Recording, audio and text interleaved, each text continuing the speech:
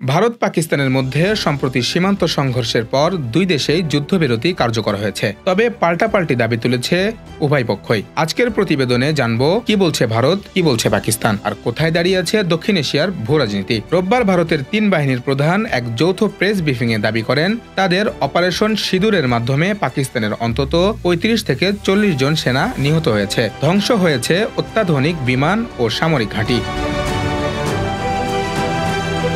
তারা দাবি করেন, চাকলালা, সারগোদা, জাকাকোবাদ, রফিকি সহ একাধিক সামরিক ঘাঁটিতে সফলভাবে আক্রমণ চালানো হয়। করাচিতে আঘাত হানার প্রস্তুতিও ছিল নৌবাহিনীর। লেফটেন্যান্ট জেনারেল রাজীব ঘাই বলেন, আমাদের আক্রমণের লক্ষ্য ছিল শুধু জঙ্গি ঘাঁটি, কিন্তু পাকিস্তান যদি আগ্রাসন চালায় তবে আমরা পাল্টা জবাব দেব, এটাই ছিল আমাদের বার্তা।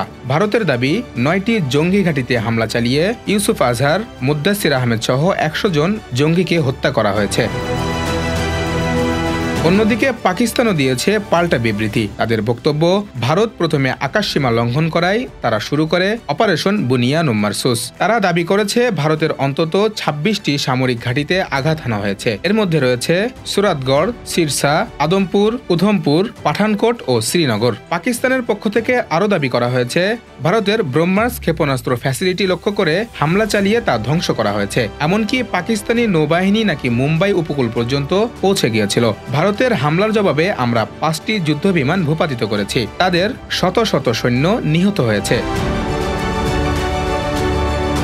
পাকিস্তান সেনার মুখপাত্র আহমেদ শরীফ চৌধুরী বলেছেন, আমরা যুদ্ধবিরতির জন্য অনুরোধ করিনি, আমরা শান্তিপূর্ণ, প্রয়োজনে পাল্টা জবাব দিতেও প্রস্তুত। যুদ্ধবিরতির পর দুদেশেই সীমান্তে ধীরে ধীরে ফিরছে স্বাভাবিকতা। দোকানপাট খুলছে, মানুষ ফিরছে নিজ এলাকায়, তবে এখনো বজায় রয়েছে উত্তেজনা। বিশ্লেষকরা বলছেন, এই সংঘর্ষ দেখিয়েছে ভারত পাকিস্তানের দ্বিপাক্ষিক সম্পর্ক এখনো কতটা ভঙ্গুর। রাজনৈতিক ও কূটনৈতিক আলোচনার মাধ্যমে স্থায়ী সমাধান না হলে এমন সংঘাত আরও দেখতে হবে। যুদ্ধ থেমেছে, কিন্তু উত্তেজনা রয়ে গেছে।